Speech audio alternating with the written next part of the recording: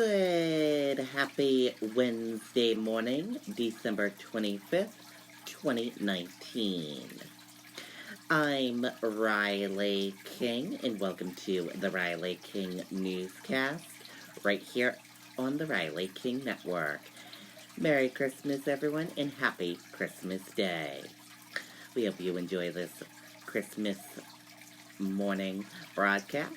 We have a lot of news to get to, but first we will begin with meteorologist Eric Weglar with your weather video. Dry stretch continues. Let's take a look at the weather video from meteorologist Eric Weglar.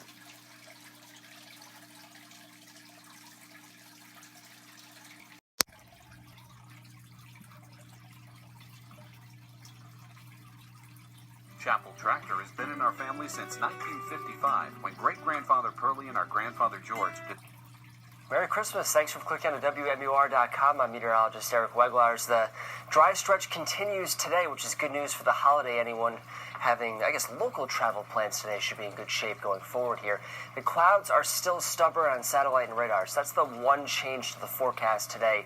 A few of these clouds will remain trapped under high pressure. You can see that there's nothing going on to our west. So we not only have a dry day today, but a few dry days going forward. Now, that does change as we go into Friday, especially Friday midday.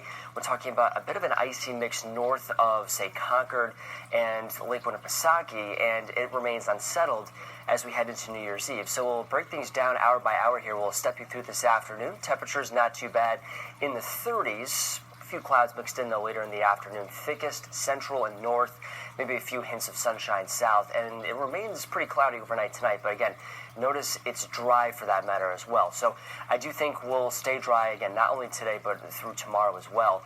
Thursday it starts off with sunshine too for most. In fact, it turns mainly sunny in the afternoon. We'll climb back up into the 30s, and again, perhaps a few 20s north as we go through the later stretch of the afternoon, but that's about it. Highs today only, again, in the middle and upper 30s, so again, a little cooler compared to the last couple of days. And for tomorrow, we're back up into the same territory as today, middle and upper 30s across southeastern New Hampshire, 35 in Hillsborough, 37 in Claremont, the middle 30s, say Ossipee through Lebanon, the upper valley, and the lower 30s across the Great North Woods. Here comes Friday's system. It looks to move through pretty quickly, but notice what's happening towards the north here. A mix of snow, sleet, and freezing rain. More so freezing rain as the system gets going early Friday morning. We hold on to it through, say, Friday midday before I go over to rain. It's a quick mover, so this shouldn't really add up to a whole lot, but when we add up the ice, anywhere between a glaze to as much as 0.2 of an inch of accumulation is expected as we go through Friday afternoon. So hazardous travel north is expected as we go through Friday midday. Notice the temperatures, though, south Friday afternoon surge into the middle 40s, and the big change in the forecast from the last couple of days has been we hold on to the 40s not only on Friday but through the weekend into the start of next week. Monday is a big wild card right now. Looks like it'll start off as snow and rain and has the potential to say both snow and ice, but right now we do think that we'll hold on to rain for the majority of the system. Temperatures will surge into the upper 40s, close to 50, before back to reality on Tuesday. That's New Year's Day, rather New Year's Eve. Highs only in the upper 30s. Okay, and there you go on that weather video from meteorologist Eric Weglar.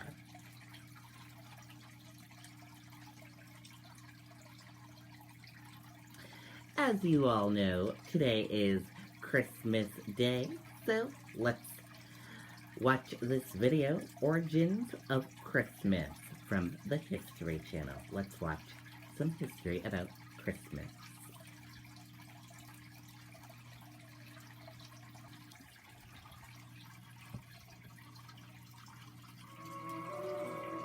We've all heard the biblical origins of Christmas, but societies have been celebrating light and birth in the darkest days of winter centuries before Jesus walked the earth. In the Norse country, this winter celebration was known as Yule. Around December 21st, the winter solstice, fathers and sons dragged evergreens indoors as reminders of life and set logs on fire as a promise of good fortune. Ancient Rome had its own December festivals. 1 week before the winter solstice, Romans began celebrating Saturnalia, an orgy of food and drink in honor of Saturn, the god of agriculture.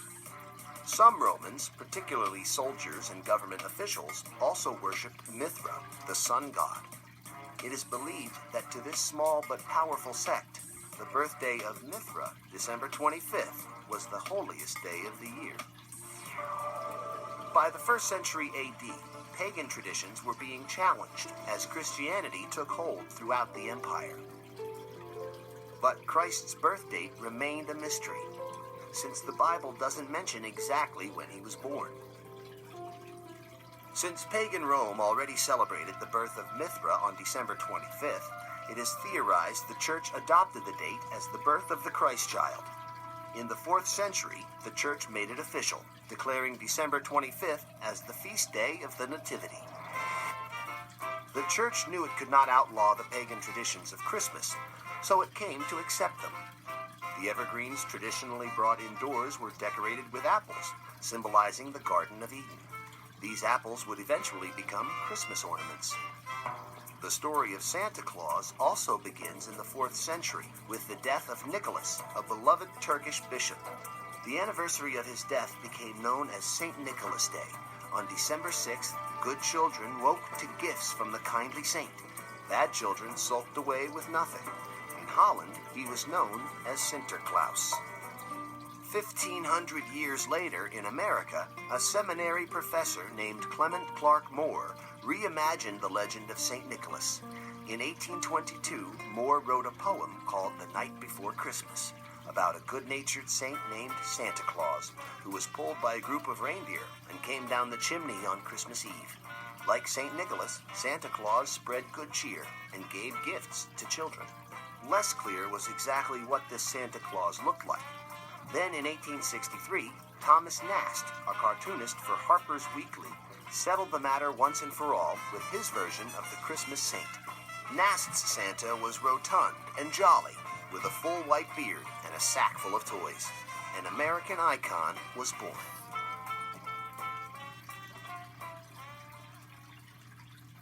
Okay, and there you go.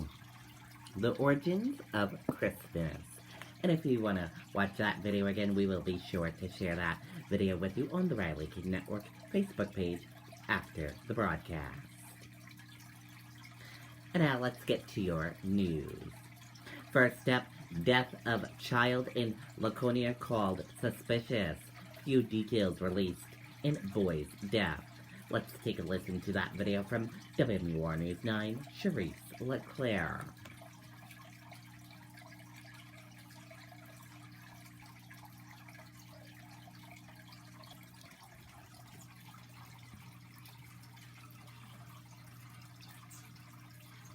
Landowners, it's time for special year-end savings from Mahindra, the world's #1 sell. Right now, the Attorney General's office is investigating the suspicious death of a young boy in Laconia. Thanks for joining us. I'm Monica Hernandez. Investigators have been gathering evidence at the home throughout the day. WMUR's Charisse LeClaire is live in Laconia now with what we know tonight. Charisse? Well, Monica, still not a lot of information being released about this case. The Attorney General's office saying it's open and ongoing at this time, but we do know officers were called to that home earlier this morning. Crime scene tape standing out in stark contrast against the backdrop of festive Christmas lights Tuesday night as investigators with the State Police Major Crime Unit could be seen carrying bags of evidence out of a Blueberry Lane home some 12 hours after officers were initially called to the scene. Right now, they are investigating a suspicious death of a male child in Laconia. Authorities are not revealing how old the child is or any of the circumstances surrounding his death. Earlier in the day, police told News 9 that an autopsy was set to take place in the afternoon to determine whether or not the death was suspicious. The results of that autopsy were not revealed to the public. Interviews were also done with those who knew the child. The crime scene tape and police presence jarring, especially on a night like Christmas Eve for neighbor Pamela Davidson. We don't know the whole story, but we're definitely saddened. We're worried. She can see the crime scene tape from her front door and says she and the entire neighborhood are waiting for more answers and thinking of the young boy. Especially on Christmas Eve. It just breaks my heart. I feel sorry for that little boy May God, he rest in peace. Neighbors, they're very anxious for answers tonight. Meantime, the Attorney General's office says they do not believe there was any threat to the public in this case. Live in Laconia tonight, I'm Charisse LeClaire, WMUR News 9. Okay, and there you go on that video and that report.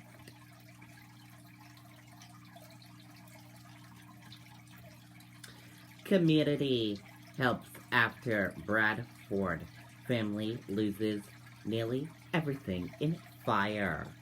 Donations collected at local garden center. Let's take a listen to that video from WMUR News 9, Jessica Moran.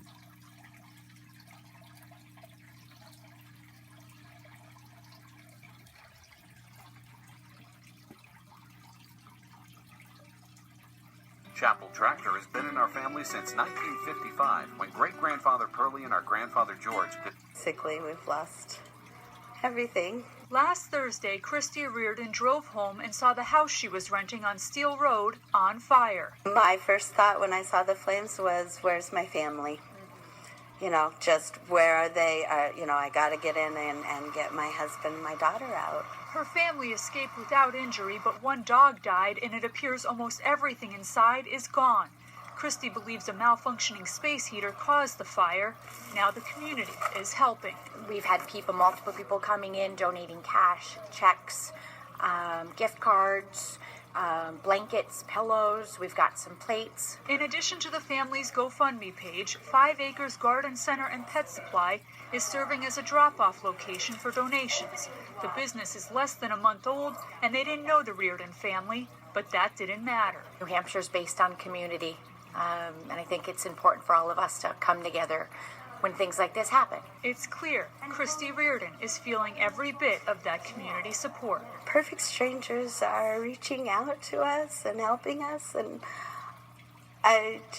there are not enough thank yous. I can't thank people enough for what they're doing for me and my family. The family is expected to collect the physical donations when they've secured more permanent housing. For now, their specific needs are gas and grocery store gift cards. In Bradford, Jessica Moran, WMUR News 9. Okay, and there you go on that video and that report.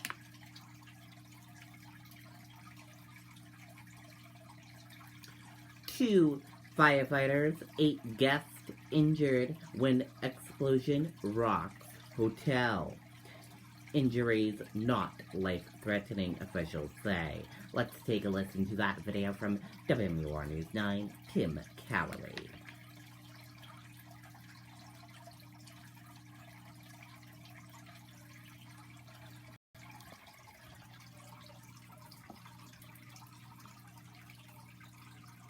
Chapel Tractor has been in our family since 1955, when great-grandfather Pearlie and our grandfather George decided to sell tractors out of their barn with a work ethic geared. Fire alarm, first alarm, explosion in the building. Guests of the Element Hotel in Lebanon getting a terrifying wake-up call after an early morning fire leads to an explosion. We didn't know if it was the second coming or not, so, it was just wild. Mary Corcoran is visiting for the holidays and says she wasn't sure what was going on. And the manager came up and said, it's really a fire, everybody should leave. So we were heading out toward the door, and at that point it exploded. So people started pushing, and then we kind of got ourselves together. The force of the blast causing significant damage to the inside and the exterior of the building. There was 2 sliding doors, and one of them was open, but when the explosion happened, you could see the whole thing bend. I mean, I've never seen anything like that before. The glass and the metal just bent. We need the ambulance. Try to burn it down. Try to burn it down. 2 firefighters were hurt. One was treated and likely released by now. The other's probably going to be admitted for observation. Get some rib injuries, a broken arm, minor head injury. About 70 to 80 people were inside the hotel at the time. 8 guests were also treated for minor injuries. As the chief said to me, it's a Christmas miracle, and it really is. It's absolutely incredible that we didn't have. It's unfortunate that we have had several people injured, but it's a miracle no one was killed. And now the State Fire Marshal's office will be heading the investigation into the cause of the initial fire and then the explosion. That will likely take a few days, but the State Fire Marshal says this does not appear criminal. We're live here in Lebanon. I'm Tim Callery, WMUR News Now. Okay, and there you go on that video and that report. Hundreds enjoy free Christmas meal at Grapponi Center. Volunteers, businesses support annual event. Let's take a listen to that video from WMUR News 9.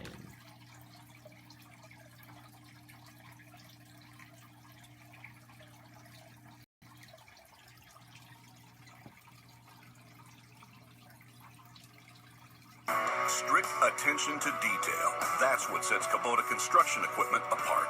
It's how we match. Hundreds of people packed into the Grapponi Conference Center for the event organized by owner Steve Dupree. We have some folks who've been coming for 11 years, and it's part of their holiday celebration. It means a lot to them. It means a lot to us. The Christmas community dinner is for people who may not have a place to go or may be homeless and need a warm meal this holiday season. A lot of the businesses that support us and supply us during the year step up and donate for this event. So while we hold it here and we have a lot of staff working, it really is a community event between the volunteers and our suppliers. Dupree gets the word out by letting the city, the school system, and churches know. I feel very welcome, and the food is very, very good. It's also festive and it's elegant, and it's done in a very dignified way. They come in here, they get a hot meal, it's free. Serving, it was unbelievable. It takes Grapponi staff and 50 volunteers to make this event happen. This is the second year Cheryl Coletti Lawson brought her kids. They're so grateful. People are so gracious, and you know what I try and teach my kids is everybody's the same. You know, we all have to treat each other the way we want to be treated. So it's just great to see people smile and be thankful. I think she's just trying to teach us like the true meaning of Christmas, and it's like not about getting, it's about giving. So this is a way we can show that. Steve tells us he wants to continue to do this for many more years to come, and he tells us he's always looking for more volunteers. Reporting in Concord, Kristen Carosa, WMUR News 9. Okay, and there you go on that video and that report.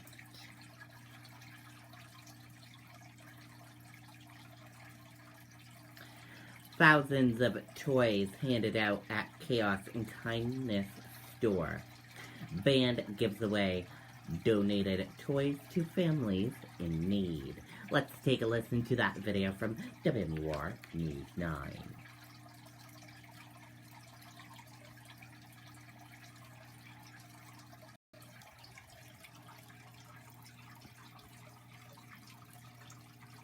Facing a... Unwrap and connect your new phone in minutes, if you can open it, with a little help from Google Fi, a phone plan by Google.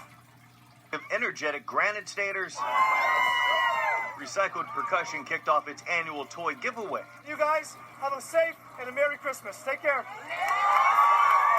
We have enough toys here for every kid to get 5 or 6 toys and bring them home and spend Christmas with their families playing with those toys. Accompanied by personal shoppers, hundreds of kids and their family filled bags to the brim. Are they enjoying being able to pick out their own toys? Yes, I think they're overwhelmed, actually. I think it's amazing because a lot of families struggle. Even with full-time jobs, you just can't make it. That was a common bond for many, but the sight of toys stacked wall to wall helped take their minds off of any hardships, including Dean, who drove from Nashua and waited 3 hours in the brisk weather outside to find gifts for his 6 children. This year has been really rough. I've buried two parents in the last year, so money's tight. And that is why dozens of volunteers were here to lend a hand up. Scott Goldberg made it a family experience by bringing his daughter along to help. We're able to take care of ourselves, and it's nice to be able to give back to people that sometimes can't get what they want. And really, we always forget what the real true meaning of Christmas is, and that's giving to people and right, making that difference. And that doesn't have to be through monetary. It can just be lending support to fellow man and showing humanity that you care and that you're cherished, and that's really important. And Recycled Percussion says an estimated 1,500 kids received toys today. The band also wanted to point out that 100% of those toys that were handed out were donated. So thanks to you at home. Okay, and there you go on that video and that report. Trump delivers warm holiday message to U.S. troops. Let's take a listen to that video from ABC News.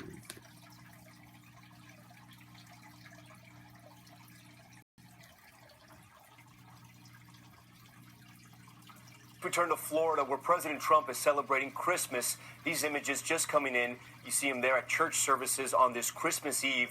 Earlier, he was lashing out at Democrats after an exchange of holiday greetings with members of the military stationed around the globe. The president unleashing a new torrent of criticism against House Speaker Nancy Pelosi over his impeachment. ABC's Rachel Scott is in West Palm Beach for us tonight.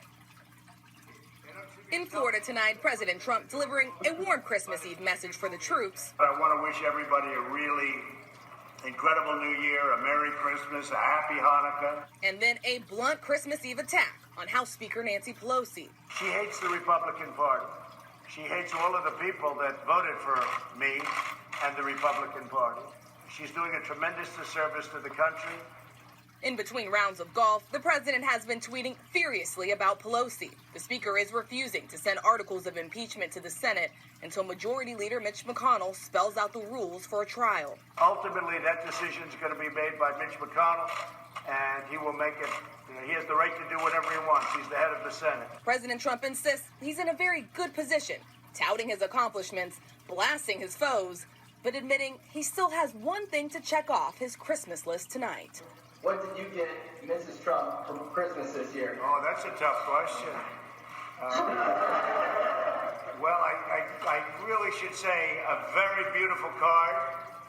You know, I'm working on it. I got her a beautiful card that actually I had a number of them picked and I picked the nicest one. I'm still working on the Christmas present. Is that okay?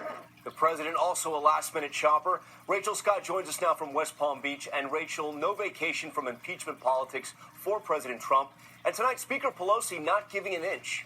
That's right, Tom. The speaker is not budging on this. In a new letter to House Democrats, she is once again calling on McConnell to outline the rules of a trial. But McConnell has said he is in no rush and calls her decision to withhold the articles of impeachment absurd. Tom? Rachel Scott for us tonight. Rachel, thank you. Hi, everyone. George Stephanopoulos here. Okay, and there you go on that video and that report. And that does it for this Christmas morning broadcast right here on the Riley King Network. I hope you all enjoyed watching the Riley King Newscast. Have a wonderful Christmas day, everyone, and I'll see you back here tomorrow for another newscast. I'll be off air the rest of the day. Goodbye.